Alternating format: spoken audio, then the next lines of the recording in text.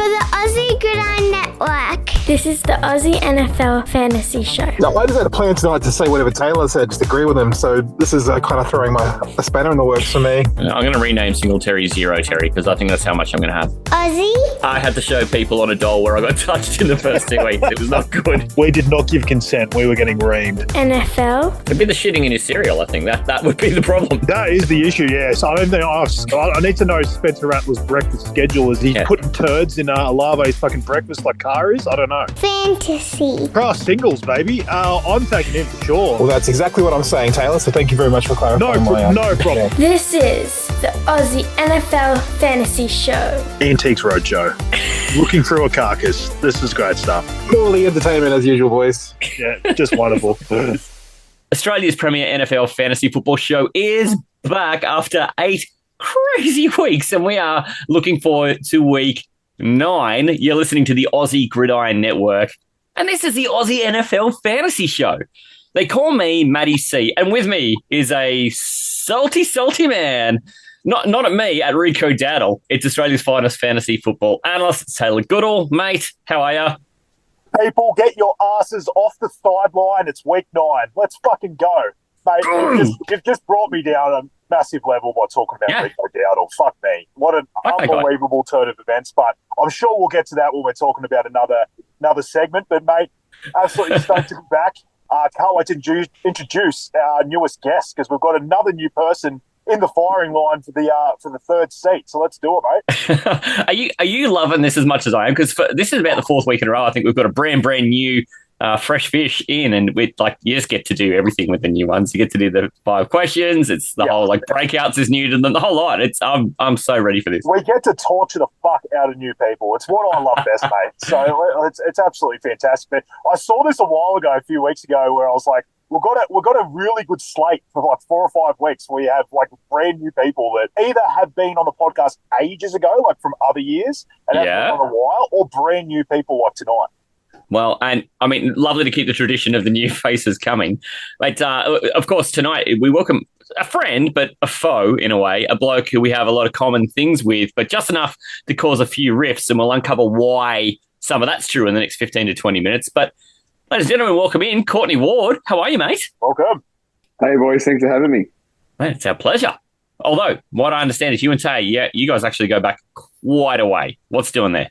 We do. I do. I think that might be jumping in on my first answer for the 5 questions later on, I guess. But, Tay and I have known each other since we were kids. We obviously played basketball against each other since, I don't even know, Tay. We're probably 9, 10 years old. We probably knew each other, and our mums were very, very close as well. So we've been family friends since we were kids and sort of stayed in touch ever since. Yeah, absolutely, mate. It was so Courtney's 1 year older than me. So when we were in 1 year younger, you're doing me dirty there. Jesus, Tay, why you got to do him like that? He would basically we would sort of be in the same age group every second year sort of thing. So I think we grew up playing together when we were really young. And then when we got to 12s, 14s, 16s, you would be sort of in my age group every second year because you'd be bottom age sort of thing. So it was always really cool. We always had such a good relationship, and it's been awesome because I kind of feel like you get to the end of 18s and I feel like you sort of disperse and everyone sort of does their own thing. And then it's really cool to have a thing like this, like the podcast. And Courtney obviously had sort of got himself into fantasy a little while ago. And because we had this podcast, he was able to actually reach out to me, and then we sort of reconnected, started chatting again about this stuff, and then we chat all the time now. So it's kind of cool that a thing like NFL fantasy can sort of bring you back together. So weird. But isn't that nice? 100%. I feel like I pester Tay with all these fantasy questions all the time. I can remember when I first got into it, I had literally had no idea. And I think I'm slowly getting there now, but definitely not at Tay's level. He lives and breathes it, Yeah, he does. Well, and we were all like that when we first kicked off. When Tay and I first realised we both did fantasy when we were colleagues. Tay, that would be 10 years ago? 11. It was the first year I moved to Canberra when I took the job with Coca-Cola in 2013. Was that long ago? Yep. So I pretty much ended up in your league pretty much straight away. But even to Court's point, I wasn't anywhere near into it as I am now. I was into it. Like, I remember that entire first year, I didn't even know the fucking login to my team, and I couldn't even get in. So my whole first year wasn't watched, I think. I love how you say that, but I've seen years where you can log in and your team does the same, mate. So I don't know. Sure, mate. But I feel like probably Coming since from the me. podcast, I probably took a bigger, deeper dive into fantasy when we sort of started this. 100%. It's kind of a couple of years before that, I was starting to get into it more. I've always kind of been into the NFL, but the fantasy stuff, I've been into a whole bunch of different sports in the fantasy side, and I think NFL was just one of them at the time. And then it's been the last 4 or 5 years I've really sunk my teeth into it. But yeah, absolutely love it. And honestly, I love Courtney asking questions. It's awesome. I love start-sit decisions and talking about who to pick up with waivers. I wouldn't do this podcast if I did. So I hope Courtney never feels like he's a burden, because I fucking love that shit, honestly. No, I definitely don't. Hopefully I can just make finals one of these years. So I just feel like the injury bug gets me every single year. But fingers crossed, I'm going okay in some leagues. As Matty C found out last week in one of those leagues that we play in the same league. I think I beat you, Matty C. I think he did too. Yeah, and I only lost in 4 leagues, and one of them's this man. So, you know. And it was a bit of a shellacking. I'm looking at it, it was 209 to 153. Just ran away. And 150 is not a bad score in that league. It'll win you half the time. But 209, oh my God. You got Kyle Pitts. He got 30 points, Kyle Pitts. You got Kyle Pitts. And I have no shares of Kyle Pitts because he always cost more than I was willing to pay. And here he is finally, for the first time in his career, really showing that he is likely to pay off some of that faith. So, mate, power to you, because I never had the balls to draft Kyle Pitts. I'm in 14 leagues. I've got 0 Kyle Pitts. Yeah, I'm the same. And shame on me. Because you tailed me out. Mate, as the morning was rolling on too, I'm like, oh yeah, this isn't too bad. I don't need to pay attention to that league for a little while, because we're hanging in. And then just as the evening, the later games started too, I'm just like, well, the Kyle Pitts thing is really tough now. I just don't know if we've got any way back, and it just got no better. So No, I really came home with Ladd and Pitts. They went big, obviously, and Jameer Gibbs, Ladd went bananas. So I guess he did. Going okay in that league, and because I've sort of zagged in that league, because I've got 2 quarterbacks now, but until a couple of weeks ago, I was just running with Trevor Lawrence in that 2 quarterback league and just loaded up on running backs, and I was like, I'm just going to zag. Everyone else is zigging here, and it was going okay, and then I had some lean weeks because I was running Christian Watson and McConkey as my 2 wide receivers, and I was like, thankfully I have McLeod from Atlanta Ray. Thankfully he was doing some things for me, but apart from that, I was very lean in the receiving cause. Courtney's one of the only people outside of our Astro League that actually has 16-team experience as well. His main league that he's always messaged me about actually is 16 teams. So really, quite rare. And then he's obviously joining our Superflex AGN 16-team Superflex league. That's a real fucking man's league. That is, Jesus. It's honestly having there'll be basically every week there's going to be at least 2 people who don't start a quarterback in their Superflex, and all 10 of them are starting an absolute turd of quarterback.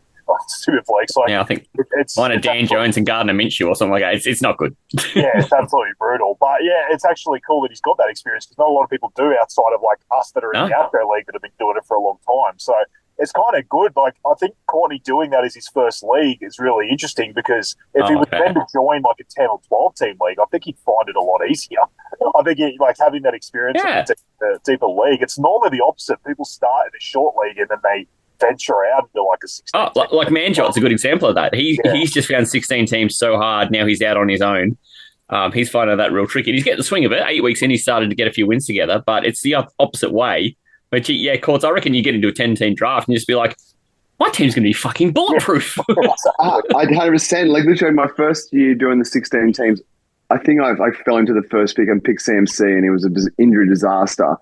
But then this year I had the 16th pick, and I'm actually going pretty well, because I think Pacheco got injured, which is obviously not ideal, but I went Henry Pacheco as 16, 17 as the first 2 picks, which was I was happy with. But then I've done a dynasty league with 10 teams, and like you said, Matty, it's just like, oh God, my team is so much more stacked now, because it's a 10-team league.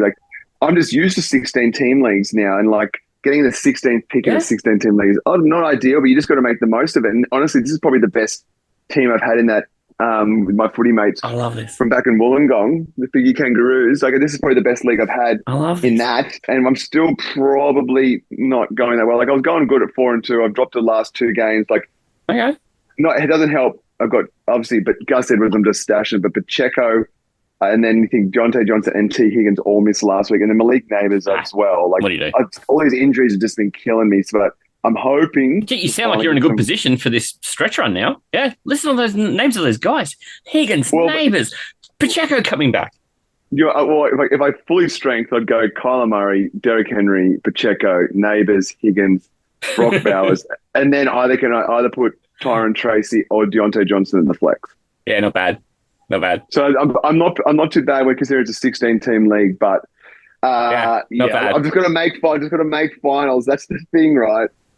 Because once you're in there, this is the thing. Like the first 14 weeks, like qualifying, and the tournament is the last 3 weeks. And we say this all the time. Like, you can't really have a roster that doesn't have a hole in it at 16 teams when you draft it. So what you have to do is then try and find the way to plug the hole as the year goes on. Or if you just find yourself with enough fringe, almost starter level guys, you can start picking guys who are having a tough start to go, give me your high priced asset and I'll sell you to maybe a third of my lower price assets if you throw somebody in. And this way you liquidate your big asset into more starters. And that's good for you. You may win more games. And I firm up the hole I had, which is good for me, and I might actually be in a good position to press on when it's win or go home later on in the year. And Taylor is the greatest exponent of those trades in recent years. Over time in our league, Brendan had been the king of it. He was the first one to really do that and do it with success, and he went on to make 4 grand finals in a row in our league, which is unheard of. I had a little streak where I'd done all right. I picked a few titles up, but Tay in the last 5 years has really tormented the league with that kind of trading and has done wonders with it. Well, 100%. I think I spoke to Tay about this trade because I consolidated, did the other way around. I traded Fields, Pickens, and Wendell Robinson for T. Higgins and Deontay Johnson just to consolidate. And it's worked out well for me because obviously Justin Fields at the time was the starter. Now he's not. And I know we'll probably, like Deontay Johnson, we don't know his day is going to be going forward. But I picked the Christian Watson off the free agents. And Tyron Tracy was free agents, and I've just stashed a couple of guys. Tracy, at the time, obviously was a backup, but he's just gone gangbusters since then. Oh, Tay's been telling me all about that too because he's got him in Astro League, mate. He's bloody Tyron Tracy. He's like, check this guy out, Was that an impersonation? I just assumed it was a recording again. You hit the nail on the head right at the end there, Court. Like, hitting the waivers is massive in 16-team league. Everything. You actually need to then be always looking for assets that are going to appreciate, and then you can turn them into something else. Because, like Matty said, there's always at the start of your league, after you draft, you can have 1, maybe 2 pieces, like areas in your team, absolute dog shit. There's just no way around it. There's just too many teams in your league. You're not going to be good everywhere. So you always got to be looking at those waiver wires every single week, picking up guys that have been dropped by other players. Like, you've got to sort of look around the league for that. And like even last week in Astro League, I picked up Jacoby Myers because someone else dropped him in waivers. So I waited. That's crazy. Him up. So because he was questionable, he hadn't played the 2 weeks earlier, and someone just couldn't wait.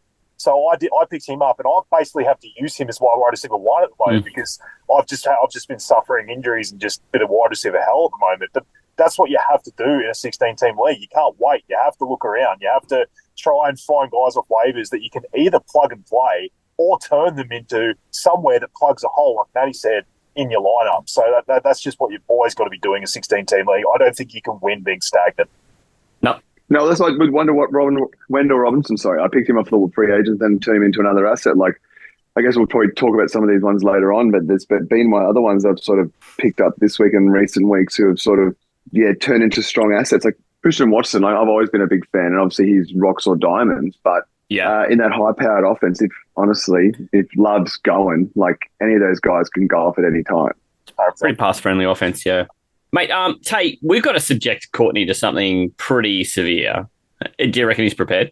He is a little bit more prepared than anyone else because I think he likes listening to the show. And when I was chatting to him about what I normally do with the guests is I obviously sort of talk to him about starts of the week and what sort of you're going to look at, the breakout players and stuff like that. But I never really mention the 5 questions. I just leave it. I don't really think about it. But Courtney actually mentioned it to me. He said, we've got 5 questions, though. So He was sort of Like, a I bit more see you. prepared than anyone else. He's obviously heard them and stuff. So it'll be interesting to see. I really want to put pressure on him by him knowing what the questions are and stuff like that, because that means his answers should be fluid and perfect. So no pressure. Oh, no. I love the face Great. Courtney's pulling. I love it. Courts, you look so happy about this. I'm thrilled. No better way to put it. 5 questions, 2 tickets while they here. I don't need dignity, I don't need that feel. They keep on pushing, trying to knock me off track, but I ain't gonna let 'em, gonna hit 'em right back. Oh, mate, you know what I'm going to start with, which is a good thing. Like, everyone's got a life outside of fantasy football, and sometimes that life crosses over with fantasy football. But what's something that the audience listening to this would find interesting about you? I guess we touched on one before. I guess I played hoops with Taylor growing up. But I guess one that is close to your heart, Maddie, and not everyone knows. And I guess the connection we have is back in 2021, I ran a marathon. I nearly killed myself, and I know that you appreciate that, Maddie, as a runner. I'd love to do one later on in life, but it's just like long distance running like that is a pain like no other. Like you've talked about running at extraordinary lengths, like that 30-kilometer hit you like a wall. And Yeah. yeah, so like, and I like my running, but like I think running 21 is like the perfect distance for me. Like running anything longer than like 4 hours is just like I was dead for like we were talking before we went live. I was dead for like weeks. My legs just could not move. So yeah, I'm happy to say that I finished a marathon. It wasn't the prettiest thing ever, but it's a bucket list item. Mate, you join an exclusive club when you do a marathon because not everyone on earth's done them. And you can't just turn up on the day and do it. Like the way I always describe doing this sort of thing is that it's months of preparation. And when you turn up on the day to do it, you're probably really just doing your victory lap because you've done the work. And once I started thinking about it like that, it's changed the way I approach them. But I mean, it's an incredible feat, mate. And I was just where I discovered you then was through Instagram from doing marathon running, and we're kind of geographically in the same part of the world-ish. And I think that's kind of why it threw us up as people who might know each other as well as having Tay in between. But the running thing, I think we just crossed each other's algorithms a bit, and I've been following you since you were training for that. So it's just kind of a weird thing that I found you before I even know you had a connection with Taylor. I know, it's such a small world, right? Yeah, so weird. We've had a few runners. You got you two and Isaac on. 10K a day, Isaac, by the way. What the fuck? Loves his fucking running. But and we also had Kev on who fucking hates running. So we've got both ends of the spectrum. Hates it. That's the dichotomy from Kev to Isaac. And where do you land on the plot in between those two? So, mate, I agree with you. 21 is a great distance because it's really hard to even get that right. Like, no matter how many you do, it's still a really good distance because it's super challenging. You're going to be on your feet for 2 odd hours, maybe more, and it's hard to get everything right. So I love doing halves too. Same thing. Yeah, that's my favourite. Like you said, running for like, around 2 hours.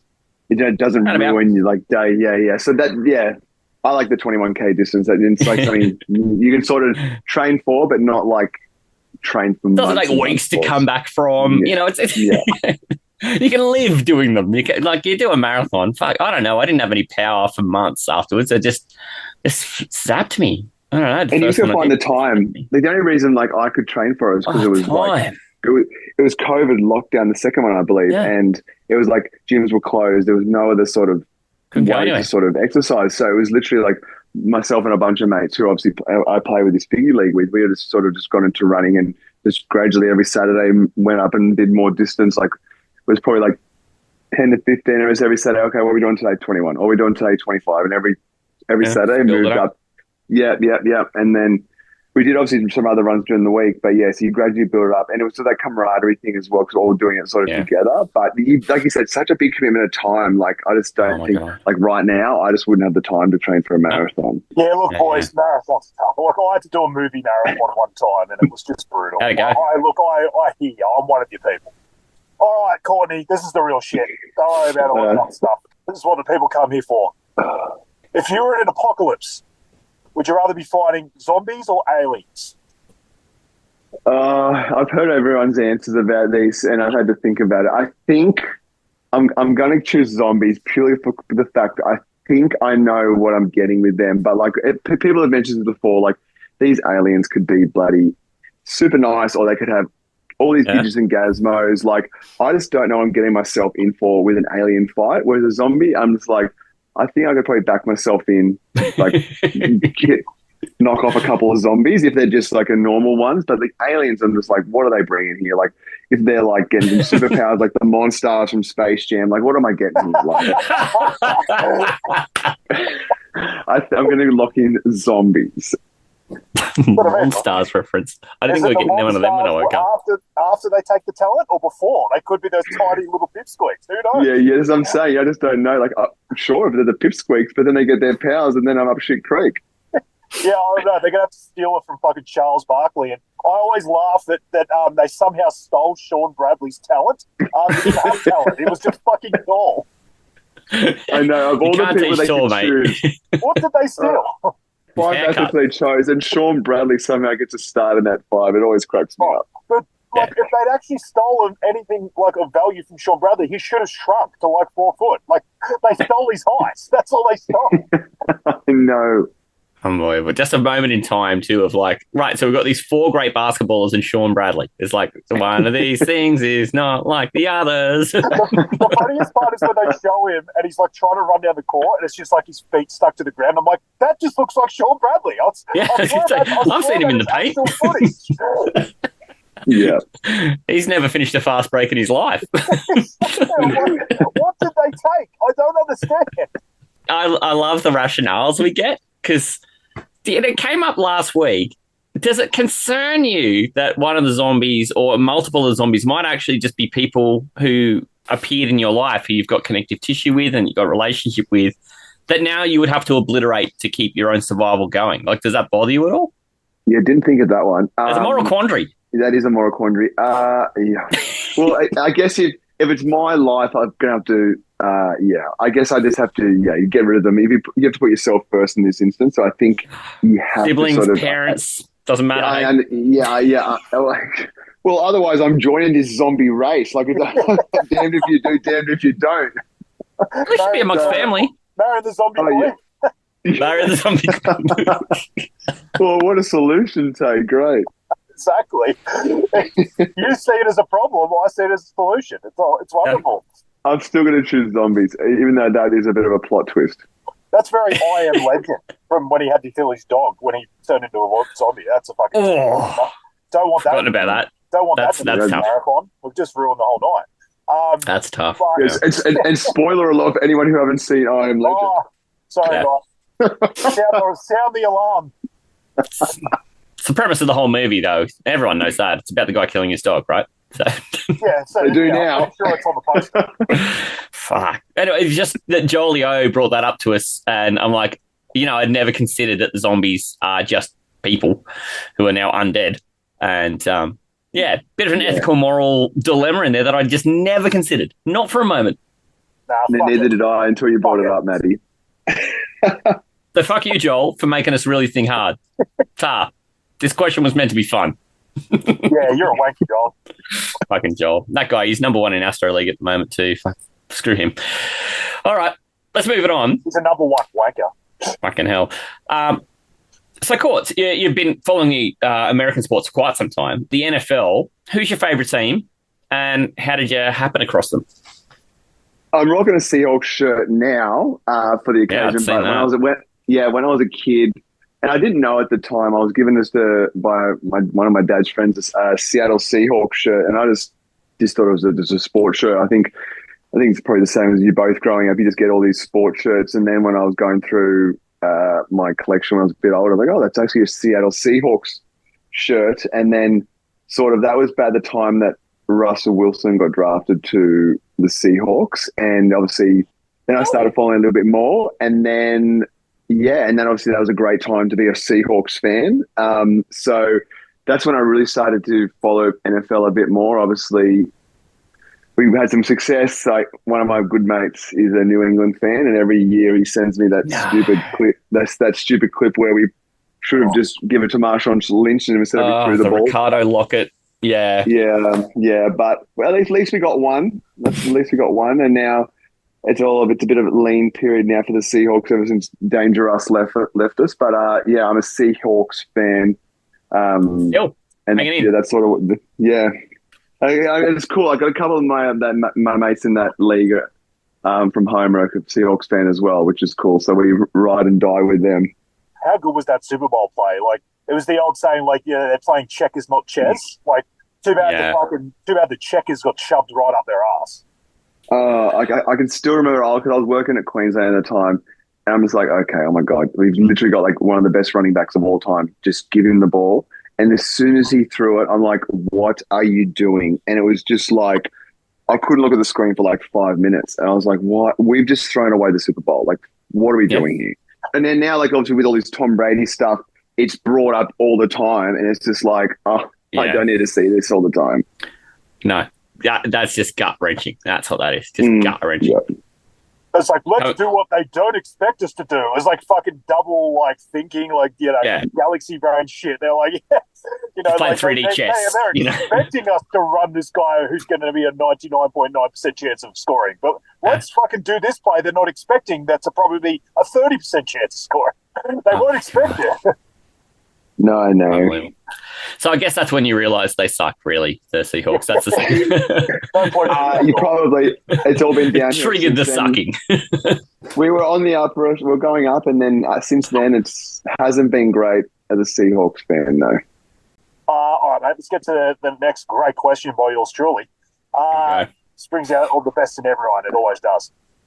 What would you put on your NFL fantasy Tinder profile? Okay, I guess this. I don't want to steal my answer for the next one because it'll sort of reveal a little bit. But I guess it sort of leans into I've always loved a tight end, or I'm here to catch feelings, not passes. So I guess they're probably the two on here.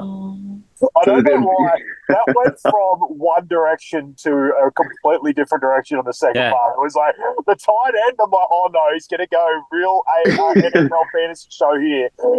He's going to go something real interesting, and then he kind of went smooth in the second half. Sensitive new age guy on the second one. It was kind of... Well, I tried to have a foot. I tried to have a foot in both camps there. Yeah.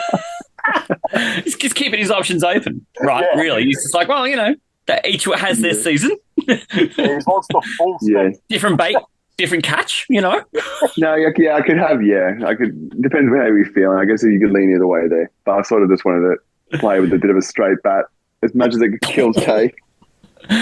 You're right, you can't have them both up, so you got to write one down. What is it if you're trolling it out today? How are you feeling on this very day? You feeling a bit plucky, or are you kind of feeling a bit laid back, a bit let it come to you? I'll go the former. I'll say I go like just like Taylor Swift, I love a tight end. There you go. Got him there, Tay. We got him there. Yeah, I love it. I don't know why when you said, all I pictured with him was throwing a fishing line into the water, and he's got one thing that's got a fucking massive, awesome lure on it, and the other thing's just got a fucking steak. I'm like, he's going one spectrum to the other. It's like he's trying to catch two very different things. What a fantastic image. Oh, my God. It shows how much I know about fishing. I'm like, I knew the lure, but you know how many people try, because everyone out there that's a fisherman, like for you, all you guys listening, shout out. I know shout out fisherman. Everyone puts a steak on the end of their hook. It's just no knowledge of fishing. Like, it's fishing 101. Fishing 101. I can't wait for the fisherman to come in and go, the fuck is Taylor talking about? They're fishing for crocs. Yeah. He's been talking to Kev. Yeah, he's been talking to Kev. 100%. Yeah, well, Kev would probably eat the steak first. But if he put if he left any, he'd put it on the lure and fucking try a bit of gristle on the end. Yeah, that's it. Anyway, that went in a great direction. Fuck, I was not expecting. This is what I love about these questions, is you just never know where they're going to wind up. Here we are talking fishing. Who would have thought? Yeah. Last one here, and I know this is no surprise to you. You sort of foreskin a little moment ago about this one. Everyone's got a favourite NFL fantasy player of all time for one reason or another. Who and why? Yeah, this was, I guess, the first year I sort of got not dragged in with my footy mates, so they needed an extra player. I landed the first pick, and that's the year I draft CMC. I think he gets injured really early, but I draft Waller on like the bounce back, like end of the second, start of the third. And honestly, like I was like, this guy, like, and obviously, like there's the old Kelsey thing, but like Waller, like I think like first game when he was playing for the Rays, he had like 35 points. I'm like, who the hell is this guy?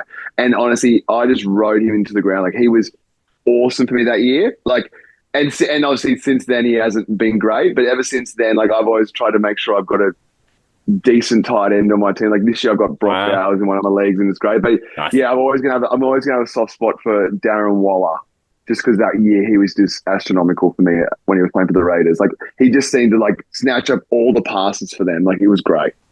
He had a game with 19 targets to start. I think that's the game, week 1. He had like Yes, it 19 was. targets or something. Yeah. I think that was still Oakland then, weren't they? I think so. I I think so. I But they swear would have. I think they remember were that game. Oakland. Yeah. I swear I remember that game. It's like when they used to play there, the Oakland A's would be playing at the same time, and you see the massive fucking like baseball diamond in the middle of the field when they play. And I remember him and Jacobs went off in that game. I still remember it. It was week 1. Yeah, and it went to overtime, and then I was like, "This guy's great." And I think Tay said like, "He's not that good every week," and I'm like, "No, in my eyes, he's going to be this good every week." And evidently, he didn't get 18 targets. I think again that year, but he was still like getting double digits at tight end, which is obviously a game changer. But my team stunk 100%. that year. Like when you lose CMC, What do you do? pretty much for the year. Yeah, it's harder. But I was just the Waller train that year for sure. Oh, my God. Hey, Tay, we had a bunch of nicknames for Darren Waller. Do you remember any of them? I know the Walrus. The Walrus, yeah. Waller the Baller. I mean, yeah, the Walrus was my favourite because it came with the same noise you used to make. Yeah, that one. A couple of players you made that noise for, didn't you? Ricky Seals Jones. Seals Jones. That's the other one.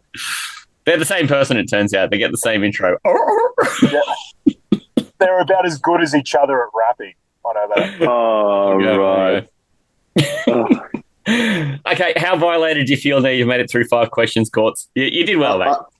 I feel relieved a bit because, like I said to Tay, I'm like, of these 5 questions, and I'm like, oh, okay, I'm going to put through this. But I actually feel okay. I feel relieved I'm through that. So I'm good. I'm ready to rock and roll. You've done a great job, mate. You've done a great job.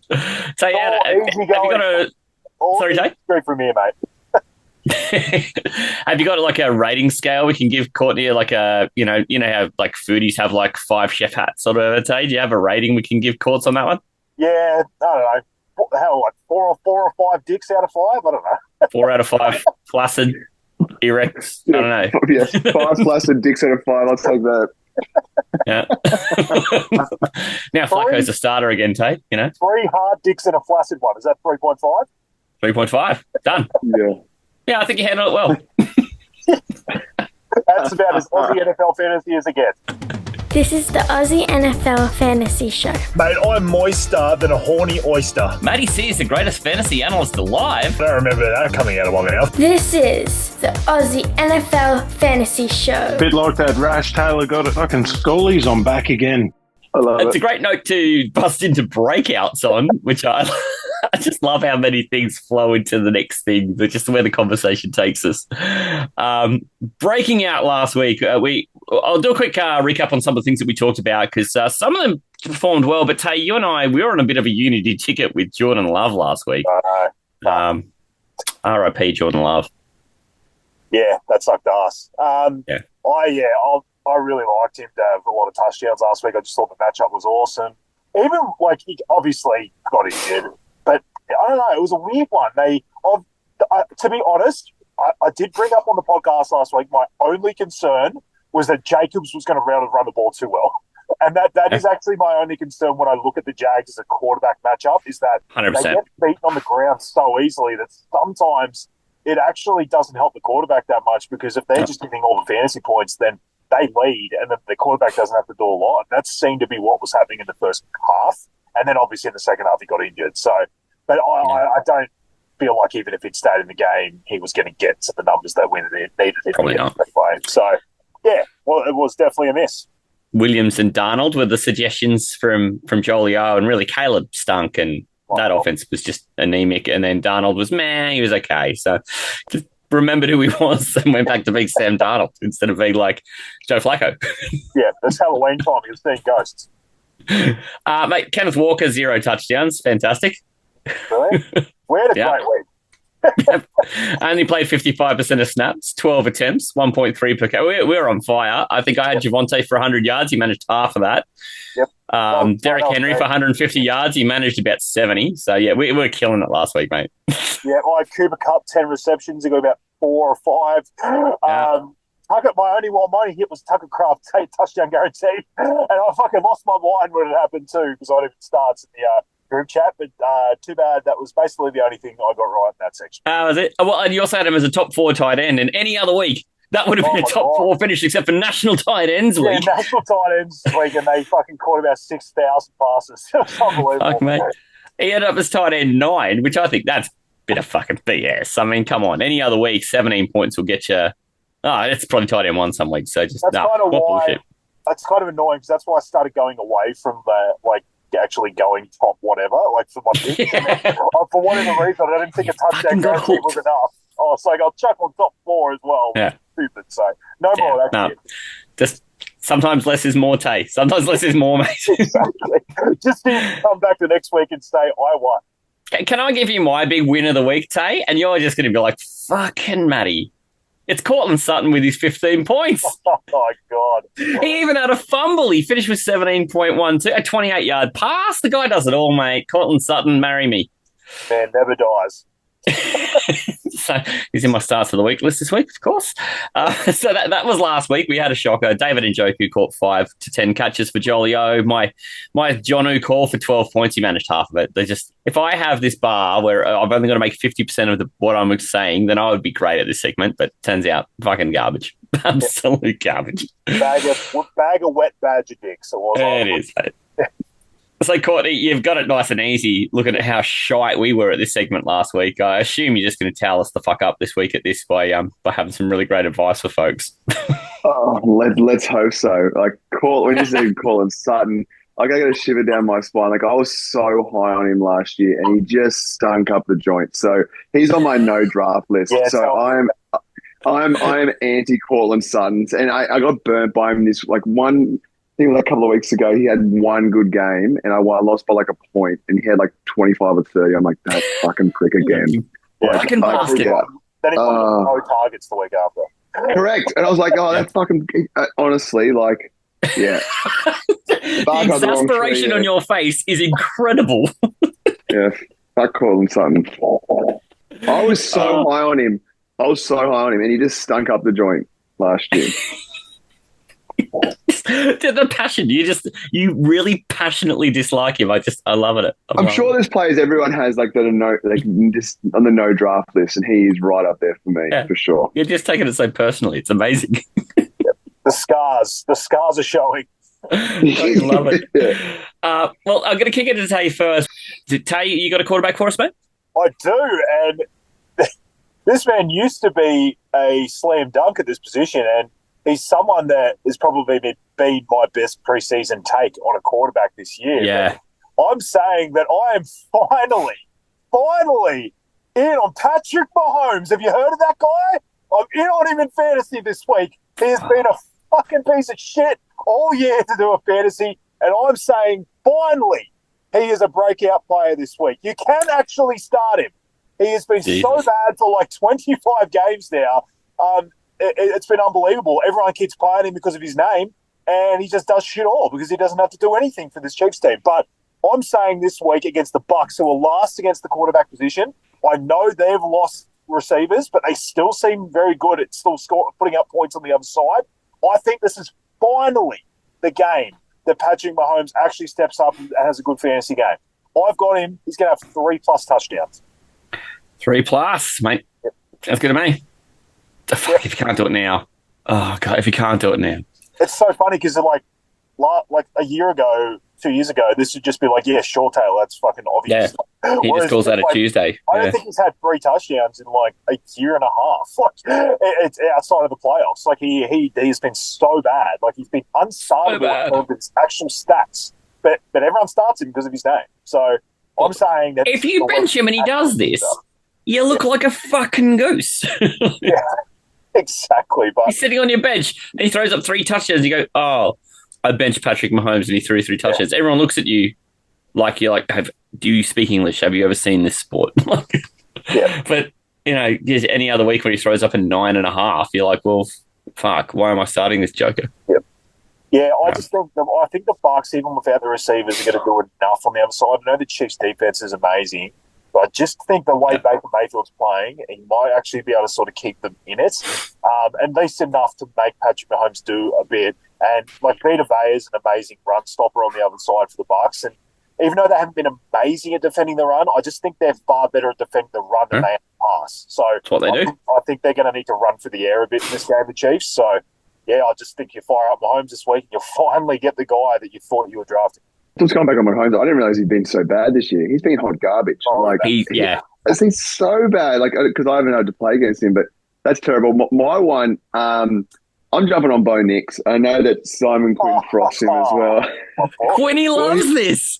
Yeah, I mean, he scored 29.76 last week, but over the last 4 weeks, he's gone like 23, 21, 14, 29. I've done some research, and Tay will be impressed with this. Only quarterbacks who have scored more points in the last month, not including Russ, who's just come in, is Lamar, Hurts, and Mayfield, who Tate has talked about. And only Lamar and Hurts have had more carries over the last month than him. So I'm all for Bo Nix this week. Let's go. Get on board. Otherwise, you're going to miss out. Wow. You like that? You like those stats, Tay? I'm just rambling out stats. Absolutely amazing. And I'll tell you the story. I was sitting there on Sunday night and I looked at all my leagues and I went, I'm starting Bo Nix in 5 leagues. Yeah. I was just like, what the fuck am I doing? I even in Sizzle and Quiddy's league, I played him over Jaden Daniels. I was like, I don't know. Yeah. I'm just all in on this week. I played him over Stafford and Astro, and Stafford put up a 32 on fucking Friday, and I'm like, this is the dumbest thing I've ever done. This is so stupid. Whatever. At least I've got Stafford for the future. At least it's good. Whatever. And Bo Nix ended up outscoring. It was unbelievable. I just had this thought that he was going to dominate that Panthers team, and I even though he didn't have a good fantasy day against the Saints the week earlier, he had 75 yards to the ground, and I'm like, some of those touchdowns just go to him instead of like going to Javonte on the ground or something. He could actually be in for an awesome day, and that Carolina team's just so bad. So I just they're so bad. Oh, well, I'll take a chance on him, and it worked out awesomely. But mate, that's great stats, and they play the Ravens this week. It was I believe second last or third last against the quarterback, 30th. Yeah, so.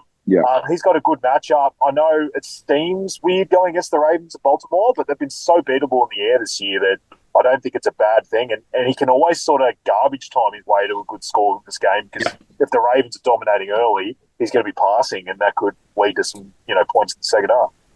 Well, look at that. You've got the Taylor stamp of approval on that one. Okay. I'm going to do something a bit interesting with mine because mine is kind of it's a bitzer. I'm taking Jalen Hurts because the Jags are 31st against fantasy quarterbacks. So you can just do whatever you want. Yeah. But I'm kind of jumping the gun here because I'm going to stack that bitch up, but I'll explain the stack later on. So, I mean, no surprise. If the quarterback's going to go off, there's probably somebody else who benefits from it. So I'll come back to what my line is on that, but just put a pin in Jalen Hurts for now. Yep. I like it. Yep. Okay. Yeah. Courts, I'm going to throw to you first for running back because otherwise Tay just gets to pick everyone's favourite players, and I like to share it around. I sort of went a bit left field with this. Like, obviously, I've written down Jaleel McLaughlin from Denver as well, just because I think he's heading in the right direction. I know he's obviously behind Javonte, but I think it's going to turn into a shared backfield, and I think he's doing a lot there. And I feel like I'm the biggest Denver Broncos fan right now, naming back-to-back Broncos, but yeah, I just have a feeling, obviously, I'm a man crush on Tyron Tracy all the time, and which I know Tay loves as well. And I would have mentioned him, but I think Jaleel is trending in the right direction, and he's had some good scores, but I think a massive score is just around the corner. I don't reckon Tracy will play this week either. They put him in concussion protocol, and I would assume it's not looking good. Yeah. Oh, well, that is not good news for my Fig Tree fantasy team. So I'm playing with my RB2 and Astro too, and Pickens on the old waiver wire behind and needing a running back in that league, so I'll feel your pain. This is a live reaction to me figuring out I've got no second running back for that league. My backup radio. Damian Pierce, Ray Davis, or Kamani Vidal. God, slim pickings for my team. I love a live on-air reaction. just break them out. Oh, my team's fucked. Did you just get that one, Tay? From @Courts Ward through the mailbag there. Who do you start? We have 8 questions, all from Courtney Ward. Yeah. Is Pacheco any chance of returning early? Asking for a friend.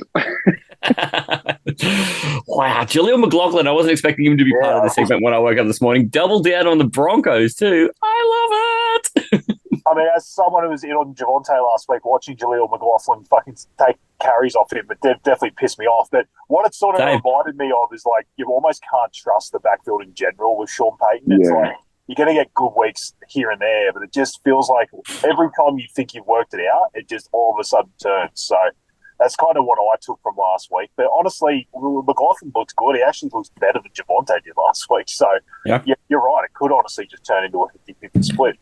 So I'm taking someone who's sort of, I mean, he was all right last week, but he's sort of fallen off a cliff a bit. He absolutely started on fire. But I'm going to take Alvin Kamara up against the Panthers. I don't really need to say more than that.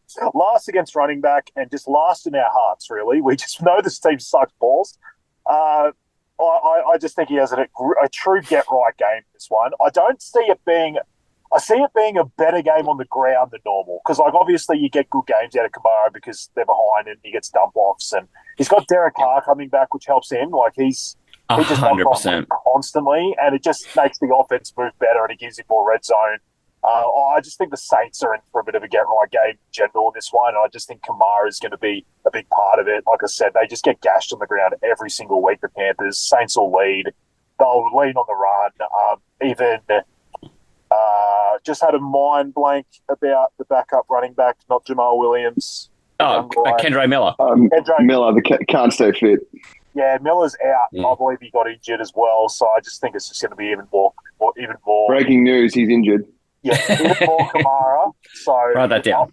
I've got him in for 20-plus PPR points. Yeah. I think it's a great pick. I looked at Kamara as well. I think he's going to go ham against Carolina. Dog shit. I just traded for him in a dynasty league, in a league that I've just been tanking for years and years. And I honestly thought again this year my team wasn't quite ready, but it's 6-2, and I'm like, I have no running backs. I legitimately have Bijan and a bag of dicks behind him, and I'm like, you know what? Fuck this. I've tanked for long enough. I don't care if I'm going too early. I'm just getting him. I'm getting someone good now. And the fact he's got 2-year extension, I know he's old. I know he's old as dirt, but I just thought the fact he's got the 2-year extension, they love him there. I just thought it was worth having a go. Weirdly, I've been on the other end of this. I traded Kamara this morning on the strength of his matchup and Carr coming back, so I could go and get James Cook, who I feel is just more level for the rest of the season, because this is a team that's 6-2 that I've got as well. And even though Kamara's been a top 5 running back in fantasy this year, he has been the most disappointing top 5 running back I've ever met because he had the 40-point game one week and no one's caught up to him yet. That's why he's top 5 running back. It's not because he's been dynamic. So I kind of felt like for purposes of floor, which I don't need ceiling as much now, my team's been fine. For purposes of floor, that's why I got out of the Kamara game, even though he's got this kick-ass matchup, but it just helped me shop him. Yeah, you don't have to talk me into James Cook. Fuck on oath. Mate, and that's in a league we're in together, because we're in 12 or 13 leagues together or something like that. So come and talk to me about James Cook later on. Got it. Yeah. Okay.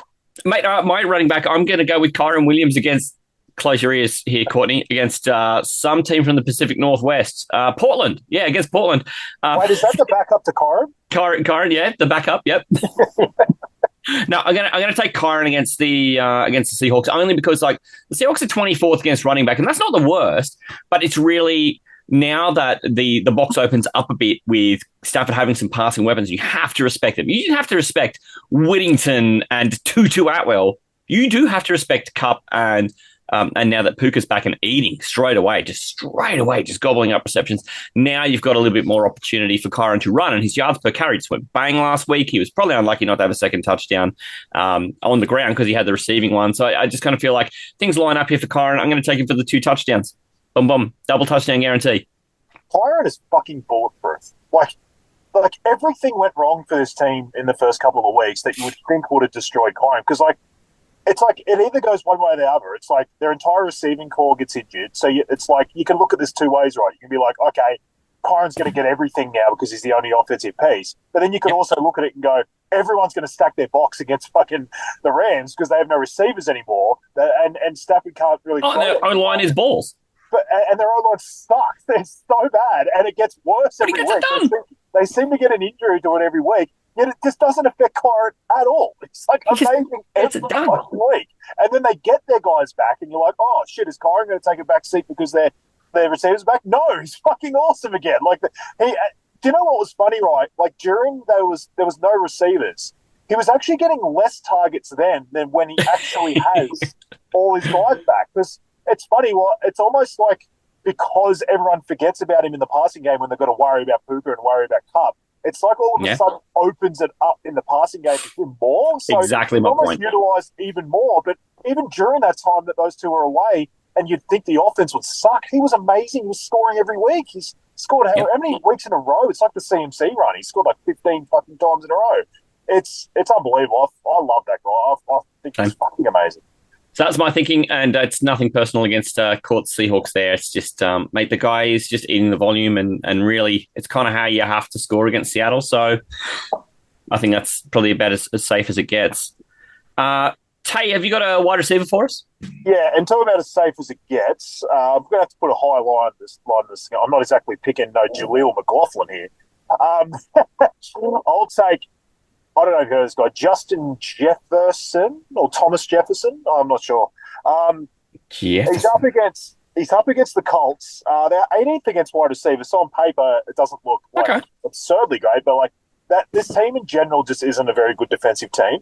I just think that this is going to be another sort of get right game for Darnold. I just think they're going to be able to pass all over the Colts. And what has actually helped me with this, I did sort of tweak this. I had someone else, and I changed Jefferson because of the news on Flacco. Because I think the fact that Flacco is going to keep the Colts in this and pass better and make it more of a shootout sort of game, I think that helps Jefferson even more. So I've got him as a mix of 10 plus reception and 120 plus yards. I like that. Yeah. I mean, it's all one thing when the opposing quarterback just comes out of the game for just because he's, just feeling a little tuck it out. Just needs a little cuddle with his blankie before he goes back into the game. So I can see why the Colts are like, maybe we just need to give Richo a little bit of bench time and till he sorts his head out. So I definitely get that. And you will not find another podcast on this island who are more pro Flacco than us boys. 100%. There is not one that exists. Just is a fallacy. We waxed lyrical about him last year, and then just every time he starts this year. Hey, Courts, you got a wide receiver? Yeah, before I jump in, I think I'm also giving some love to Bijan. I probably remiss of me not mentioning him against Dallas. Dallas suck. Bijan, I just think he's going to feast against Dallas. Like, every time I look at the scores, like on a Monday morning, I'm like, oh, yep, Dallas is down 27-3. It's like middle of the second quarter. I'm just like, okay. Like, I think Bijan's going to be a big part of that. And I think he could rival Kamara as the highest swing running back this week, bar anyone named Jahlil McLaughlin. So, McLaughlin, number one with a bullet. Bijan, maybe second. No doubt. Yeah. Daylight second, and then it goes. In terms of wide receiver, I'm thinking, and you did it to me with Seahawks, I just think A.J. Brown's going to kill your Jacksonville Jaguars, so I'm going to go A.J. Brown. I just think they're scoring a lot, and you guys are conceding a lot, so that just translates to big points for Philadelphia, and I think A.J. Brown is just like, talk about bulletproof, I just think he's always just getting big scores, and he's been solid all year. He started the year strong, obviously he got injured. He's due for he's regular 30-point week. He hasn't had a monster week yet. I know he's only played the 4 rounds, but I think it's A.J. Brown's week. Yep. Can you hear it coming in the distance too? It's like when you can hear thunder on the western side of town. You can hear it's coming. The breeze is bringing it over, and I can hear that coming because that's exactly what I went. So unpin the Jalen Hurts thing now. It's like, right, I'm combining he and AJ Brown for 50 this week. 5-0. They're just going to uncork it, mate, and they won't feel bad about putting a 50 burger on the Jags. They'll just see what the Detroit Lions did last week, and there was no need to just run over Tennessee like that and put 50 on them. They did. They could have just let that game out and kept it pretty quiet, but in the very late fourth quarter, they were just still pushing it in. I think Philadelphia have a point to prove in their division, and they will have an opportunity to. This is like in my gridiron career when the little guy jumps in the air to take a catch and you get a clean hit on him. You just want to hit the piss out of that little guy. And I took some really big shots over my career because I think big guys love hitting little guys. And that's exactly what I think the Philadelphia Eagles are going to do to my Jags this week. I just think they're going to tear him a new arsehole. There you go, Tay. I've found a way to put a stack into breakouts. Love stacking that bitch up. I can know. Tight end is generally a diseased bag of assholes. This is why I tend to give the guest the first shot at it here, Courts, because aside from last week, they're generally just basket of diseased fruit. So do you have a tight end you've got any faith can go and throw up a big old score this week? Yeah, my boy Brock Bowers. Like I'm in the leagues that I don't, that I'm not stuck with fucking Kyle Pitts. Brock Bowers is just like, he had obviously started okay, went a bit slow, but like honestly, the last 4 weeks, like he is just. We've had 8 receptions, 9 receptions, 10 receptions, 5 last week, but he still scored in double digits. Like I just think he is as rock solid as you're going to find in the tight end spot now. Like obviously with Kittle having the bye as well, I think Brock Bowers is the obvious pick, a slam dunk pick. I basically brought him up as my bona fide tight end 1 for the rest of the year. Obviously, Kittle has been amazing. Like it's sort of hard to deny that. Obviously, the Ayuk injury moving forward, it's just going to make him even more relevant. I'd be interested to see Kittle with CMC back. If they get CMC straight back into the passing game, is there a chance that they're better on offense and they lead games? They don't rely on Kittle as much. I don't know. I wouldn't be trading Kittle for anyone, but I still think there's a chance Bowers is better than him moving forward. I'll just say he's actually part of a 2 tight end stack for my breakout players. So I actually had 2 guys that I paired together. So I'd actually had Brock Bowers up against the Bengals, who are 26 against tight end, and I actually have K-Dot up against the Chiefs, who are second last against tight end. And just to talk about the historic rise of K-Dot, he's basically been every segment that we've brought up. I brought him up like 5 weeks ago.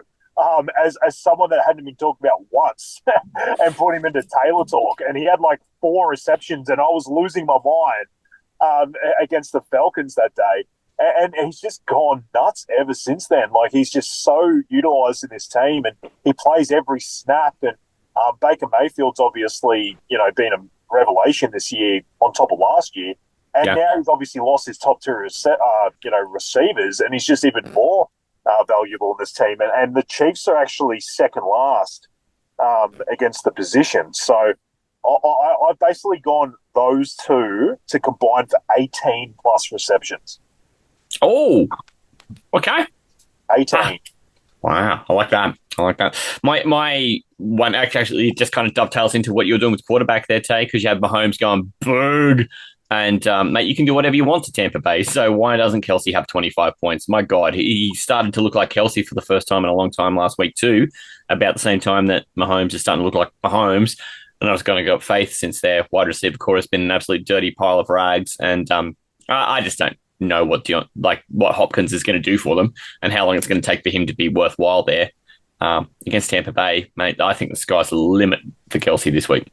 Oh, wow. What a bunch of breakouts. I think my favourite one's still Jaleel McLaughlin, but I love hearing Court say Bijan because I went out and I found myself a bunch of Bijan after we did the week 5 buy low, sell highs. Yep. Bijan was my buy low, and I'm still very much in on him until about week 10, 11, when you can probably start to look at whether you want to shop him around and try and go after the CMC owner at that point too. Yep, sounds good, mate. Hey, we got to the end of that segment. We'll Well, this is a very famous segment. We've had this drop for Taylor Talk since 2021. I think we created this. Maybe it's 2020. It's been a long time. It's funny how relevant Taylor Swift then became in NFL circles, obviously because of this segment. Nothing else. The whole reason she went after a footballer is because we had a segment named after, I think she thought it was named after her. Taylor Swift just laying back in her bed, just listening to the Aussie NFL Fantasy Podcast and went, yep, this is me. TALOR. Taylor Talk time. That's right. Hot Diggity Dog. Last week was a bit of a mixed bag. You have been kind of really, I guess in general, the last couple of weeks, really hitting your straps with this segment. But talk us through how you went last week. Mixed bag my ass. I fucking nailed this. Talk me through it. Bo Nix, the quarterback, baby, I just brought him up. I started him in 5 leagues. So basically, I took my own advice on Taylor Talk, obviously, up against the Panthers, who were 27th against quarterback, which I'm surprised that they were even that high. Obviously, the only reason they were ever that high is because they obviously don't put a lot of pressure on the scoreboard on the other side, and teams just run out the clock. But I just felt like there was a chance Bo Nix was going to, there was a bit of like positive touchdown regression for him after everything went to the running backs basically for 2 weeks earlier. And I thought if they score 4 or 5 touchdowns, there's a good chance he's going to be involved in it this week. He had 4 touchdowns, 3 in the air, 1 on the ground. Just absolutely dominated. Like, it wasn't even just a slight win or anything. It was like basically you would have taken his score over basically almost anyone in the quarterback position. Like, he just had one of those huge, like, career-making days for him, honestly, and I couldn't have felt better about the call. Taylor nailed. I love that you can start anyone against Carolina, because I think this is proof that you can, right? How owned is Bo Nix generally across standard leagues? Well, he might be owned, but he's barely fucking started. But when you see a matchup like that, you just load it up, right? It was 7% started going into that game. Yeah. And I think, if you're in a position where you've got, like, you don't feel good about your starter, like we were just talking about how I've lost my head last week, had the Jaden Daniels and Anthony Richardson conundrum, and we're like, well, you could just go and start Russ. Russ was great. You could have just started Bo Nix. Bo Nix was great. Like, there's this range of guys outside that top sort of 15 who are actually still really damn handy in the right matchup. Also, shout out to the person who asked us that mailbag question last week about Jaden Daniels and Anthony Richardson, and we basically laughed at him and said he should be dropping Richardson or trying to get any trade, and 100% played Jaden Daniels. Yeah, he played Richardson and lost by like 4 points. Yeah, and fucking serves you right, mate. I was like, why ask the question, get our advice, and go, fuck you guys? Yeah. I mean, like, you didn't even drop him for Russ? Like, he could have at least taken Joel's advice. He deserves the loss. All right, at running back position, I fucking nailed this too. He didn't have a great yards per carry. If he just took his line, it was terrible. But he had 2 touchdowns. Raheem Mostert up against the Cardinals, 21st against the running back position. I basically just took it on the fact that Tua was back, and I felt like the offense was going to move forward. He was only 33% started last week, so obviously a lot of people were concerned. But yeah, it just was one of those ones where, yeah, he didn't dominate on the ground, but the offense was just in the red zone a lot more. And yeah, 2 touchdowns. So, 16 and a bit points. Got to be taking that in this segment. Taylor nailed. Courts, can you remember the last time that the Dolphins were in the red zone? Because I fucking can't. So... No. The return of Tua hasn't really helped that either. Mate, they have been fucking garbage this year, and obviously there's reasons for that. But after they were so good during the regular season last year, and then obviously they flamed out because they can't play in the snow. But then this year it's just been a fucking, as Tay would say, a cock sandwich for fucking Miami. Oh, I wouldn't say those kind of words, mate. But I'm assuming it was someone else. But Tyler Shipley. That's basically the way that I was looking at it. All right, at wide receiver, I took Romeo Dubs up against the Jags because we attack the Jags constantly for good reason. He's 29% started. I mean, in the end, like, I always kind of look at around 10 points as sort of like a baseline in this segment when I'm talking about guys that are under 50% started. He's, 3 for 72, 10.2 full PPR points. Yeah, I'm not going to call this like a massive win or anything, but I'm not going to call it a devastating loss either. No. Wide receiver 46, it doesn't sound great, Tay. It does. It doesn't, but I'm like, 10, that's actually hilarious. It must have just been a massive week for receivers. Like, to get 10 to be 46, fuck me. All right, well, I'm happy to call it a loss if you want to, but I was like, 10.2 isn't hurting anyone if they're starting. It's not hurting anyone. But, I mean, this is the thing, and I brought this up through the week with the Astro League's own little podcast that I restarted this week, this year, is that last week was historically bad scoring. It was like the worst scoring week of the year, 95 points per team per week in a league where sort of 100's been the average. But then this week, just gone, 111 points per team per week. So it was then from the lowest of the year to the highest of the year, 7 days difference. So, yeah, I think it's not just that 10 points is fine, but everyone around was scoring 10 points or more. So how impactful is it? That's all. Yeah. Oh, I mean, in that league, I scored 113 and lost. And then in your division, another dude scored 113, exactly the same score, won. Yes. Just like the How frustrating. Tight end, I took Dalton Schultz up against the Colts, or 29th against tight end. Again, one of those weeks where he was probably tight end 50 with 9.5 points. Like, yeah, it's actually pretty good tight end score normally, but on top fucking National Tight Ends Day, he sucked ass. So, huge miss of 9.5 points at the tight end. Do you actually want what number he finished? Do you want to know? No, 20? 20. It is 20. Fuck, there you go. Which is so not fair because, as you say, like if I can get 9.2 points out of a tight end, I'm probably streaming or I don't know, I'm just plugging in there because my guy's come up questionable or whatever and I'm nervous. I'm pretty happy. Yeah. You normally would be. If this is like week 1 to 5, you would have been fucking losing your mind over that. Oh, yeah, you'd have your cock out 100%. You'd be super happy. So, new week, new guys. Let's get through this one quickly, mate. We want to get to that next show. Absolutely pumped for that one. But can't go past Taylor Talk. It's been on fire. So let's try and pick some more winners here. Let's go. All right. I'm going to, at quarterback, again, the recent news about the other side of the ball has just made me even more interested in this guy. I'm going to take Sam Darnold up against the Colts, 21st against quarterback. And I just think he's set up for success. I just think his Vikings team, they've lost a couple in a row. They're going to really want to stem the flow here. And this Colts defense is just the kind of perfect defense to play against. Yes, Aaron Jones could again have a really good day because they're even worse against the run than they are the pass. But I just think this is going to be a get-right game for Darnold. I think the Vikings are going to play very well. I can see this being a bit of a shootout because of Joe Flacco on the other side. So I just think Sam Darnold's in for a very good game back at home. I just think he's in for a really good game here.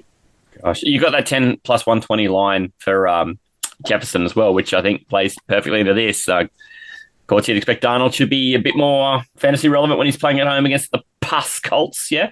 Yes, but no, any shout out to our boy Flacco I'm here for, so I'm on the Flacco bandwagon as well for sure. I know that Tay still has nightmares about him, but yeah, I'm all here for the Flacco bandwagon. You come to the right podcast, mate, 100%. Yep. All right, at running back, I'm going back to the well a bit here. It's a guy I've taken in this segment earlier in the year. You guys brought up Bijan, but I think Tyler Algier is also a good player in this game. Cowboys 26 against the running back position. Algier had 12 out of the 25 carries last week. He's still only 7% started, so obviously he's very iffy. Not a lot of people have the confidence to actually start him unless they're in a deeper league, but I think he can this week. I think, again, he's going to get a lot of carries. I think it's the kind of game they're going to be able to run on the Cowboys. Don't get me wrong, like they're pretty bad everywhere, the Cowboys, but especially on the ground. Oh, my God, they're so bad. I could see this being a Falcon sort of game script where they really want to establish it on this Dallas team that's struggling to defend it. And just in general, I just think the Falcons have never really wanted to just give Bijan a complete workload. I just think LG is very playable in good matchups like this. So, yeah, I'm taking him as a guy. Like, don't get me wrong, he's always going to be capped having Bijan in front of him. But this is another one of those ones where I just think if you're looking for a spot start and you really need someone, this is the kind of guy who can get you 10 to 12, 13 sort of points. So, yeah, I just think there's a good opportunity for him here. Oh, now I'm in a sticky spot because do I start Jaleel McLaughlin or Tyler Algier courts? Yeah. Well, I was thinking that. I was like, mate, you give me sick about Jaleel, but fair income. Bijan, fair income. Oh, no, you got to go Jaleel over bloody Tyler Algier. That sounds like a water bet. Ding. Yeah, but like more points, yeah? Who's Denver playing again this week? Let me look at Denver Broncos. But you guys are playing the Ravens, which is a really bad matchup. Yeah, they are playing the Ravens. They're a bad matchup for rushing, but they're a great matchup for a receiving back. Yeah, that's true. Yeah, I'm not going to go water bet just because of how bad the Dallas Cowboys are. And also, 2 liters is a lot of water. Like, that's a fucking lot of water. And when Derrick Henry gets his 11th touchdown this year, I'm going to have to eat one of these out in my driveway. It's going to be fucking fantastic. It doesn't have to be an official water bet, but I'm going to make it a one for the group chat. Like we'll he's just going to hang shit on you if Tyler Algier gets a touchdown. That's pretty much it. Great. Exactly. I love how I'm hanging my hat on Jaleel McLaughlin. Yeah. This is what this podcast does to you. Can you just go back to the Bijan call? You know how you also talked up Bijan in the same segment? Bijan versus Algier. Yeah, absolutely. Yeah, come on, Tay. Or we'll go Bijan versus Javonte. We'll split that. There you go. Oh, yuck. This segment's got fucking dark, hasn't it? Yeah. What did Taylor Talk ever do to you? Now, Matty's going to fucking love this. I'm taking Courtney starting. Oh, And he's going to laugh because it takes him off the fucking 4 starts of the week, so he's going to actually have to pick someone else. No, look, that's not the only reason I did it. It is a big reason. Starting against the Ravens, last against wide receiver position.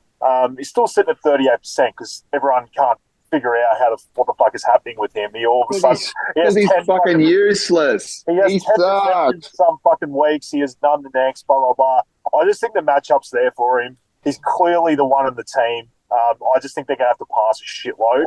It's really hard for me to imagine how it's a game like it was against the Saints because they just ran all over the Saints, whereas they're not going to be able to do that against the Ravens. They're going to have to pass. So I just can't imagine Harry isn't involved a lot in this one. So I'm taking him, even though me and Courtney have scars. Oh, so many scars with Courtney Sutton. What are you doing to me? I don't He's know. so bad. I really don't know. But let's be honest, a part of it. Courtney's hot pissed.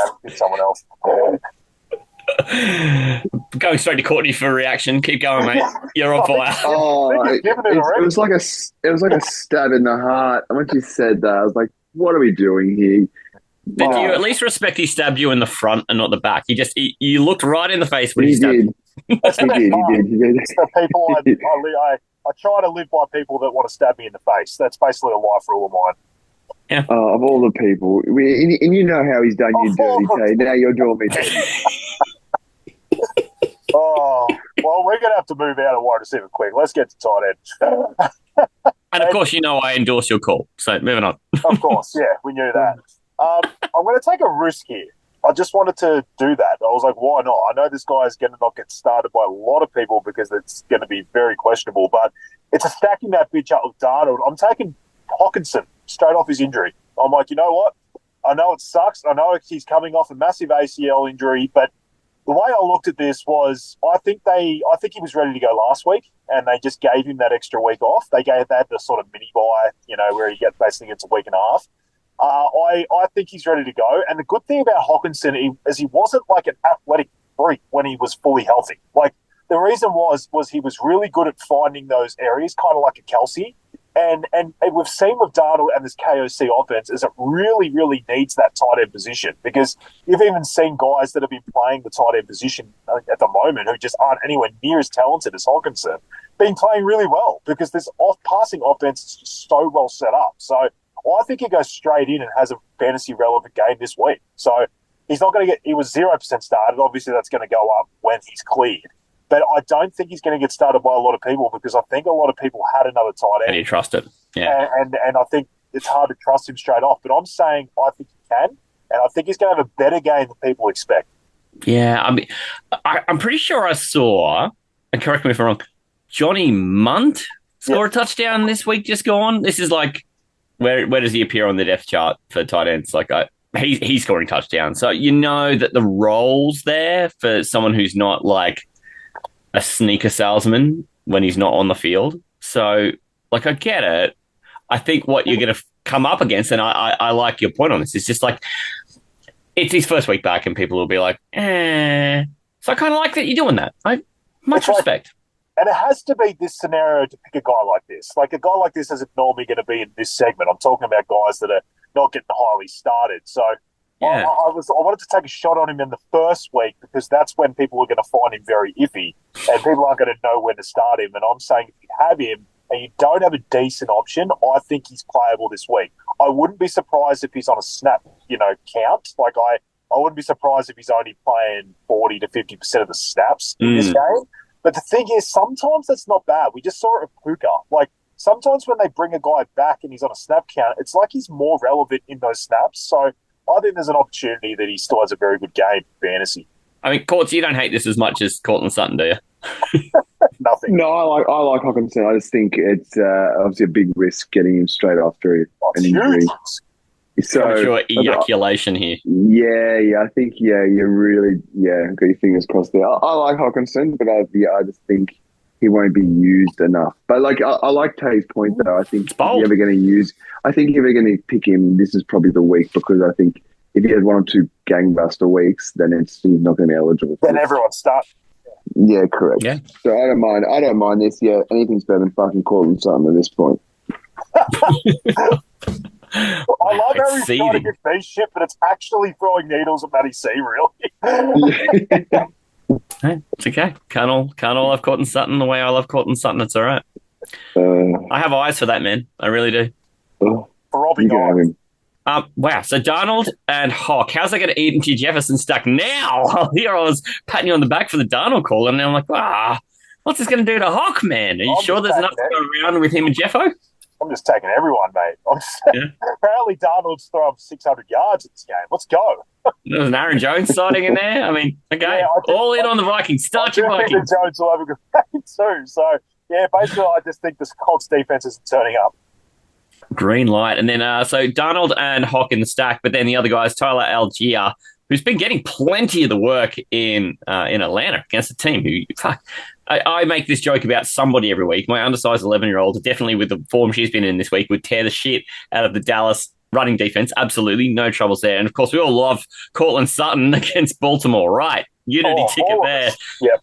But Courtney is hard pissed about the Courtland Sutton thing. Is it because he's got most of your first name as well? You've got this this indelible thing where you're sharing a name as well?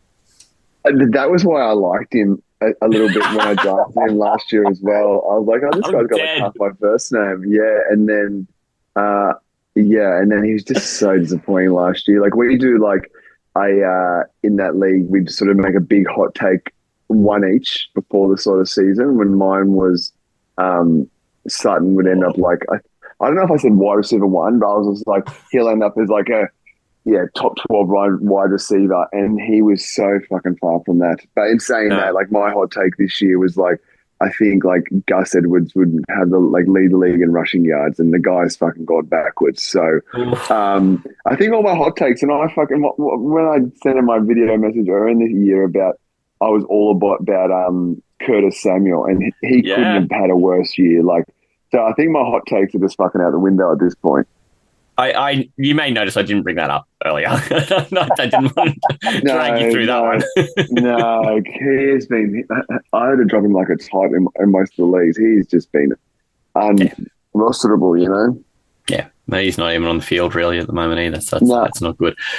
Wow. Okay, so that's our Taylor talk. Wow, we got to the end of our first show. Well done, hanging in there. Even amongst all the Courtland Sutton conversation. I know. Even amongst having to decide whether you're actually going to execute family if they turn into zombies. We've dragged you through some shit, mate. No, it's been a blast. Loved it. We're going to give you a little bit of reprieve, and if you're up for it, we'll drag you back to have a crack at the famous starts of the week segment. The world absolutely schooling Taylor. The world is clearly Taylor's dad, and you get to keep the loom spinning, Courts. Are you looking forward to it? Let's go. Always. Let's get it. Anything to get one over Tay, I'm down for. Fucking yes. I've been in this position before after 2 weeks, man. I turned it around straight away. I'll do it again. Fucking listen to him. Jesus. All right. Well, Taylor's unending confidence will be back on Sunday as well. Courts will be back by the sound of that too, which is great. You can find everything Aussie Gridiron Network related, all our previous shows as well, but also the guys from G'day Gridiron. I got that right this week. They weren't too happy with my mispronunciation last week, by the way. But you find them right here where you get this podcast as well. So like and subscribe so you never miss an episode. We're on all the major podcatchers. But these guys, they do they've got G'day AI, where they go through the topical things from the week in Gridiron World. They also do their overreactions in the earlier show. And then tomorrow's show for them is going to be about the preview for the coming week. We'll be back on Sunday to also look forward. We're doing starts of the week, and we're going to dive in and help with some mailbag stuff. Our mate Manjot is actually on the road this week. So Aussie Gridiron today will be mostly a Matty C thing for next week. Great. But Manjot is going to be in Melbourne covering the Capture the Flag tournament, the biggest flag football tournament in this regional part of the globe. We've got teams coming from overseas and some of the best flag teams in the big cities here in Australia, all converging on Melbourne for that. So keep your eye out on Pay Street Press NFL, both on the Instagram and also on his YouTube channel for that. You can also find our podcast and everything related to us there too. And the merch store, go and find some merch. It's all available through Linktree / Aussie Gridiron Network. That is where you'll find links to all of this. So get amongst it. Go find it and like and subscribe. All the places that you need to continue to get our shows pop up in your feed. And we'll see you all on the Sunday show. Fellas, hooroo! Make sure we're fishing with steak, guys. For the Aussie Gridiron Network. This is the Aussie NFL Fantasy Show. Darnold fucked me. You're like, just say that sentence again and remember a month ago when nobody had Darnold. Stop it. Baltimore Orioles all over again. Aussie? And this is a question you asked them, everyone. So I had to think about this one. And I've always had Say it. an affiliation with Kenyon Drake. NFL. Just got a list of like 4 guys that I actually like them all. Fucking Bo Nix, and Bo Nix, I reckon. Yeah, all by Nix, obviously. Fantasy. He's also got the kind of name where you just think, if this guy was Cortland Sutton, 4th Esquire of Northumberlandshire or something like that, you'd be like, yeah, I could buy that. This is the Aussie NFL Fantasy Show. I agree. It's over. Early crow. White flag. My team is no chance of winning.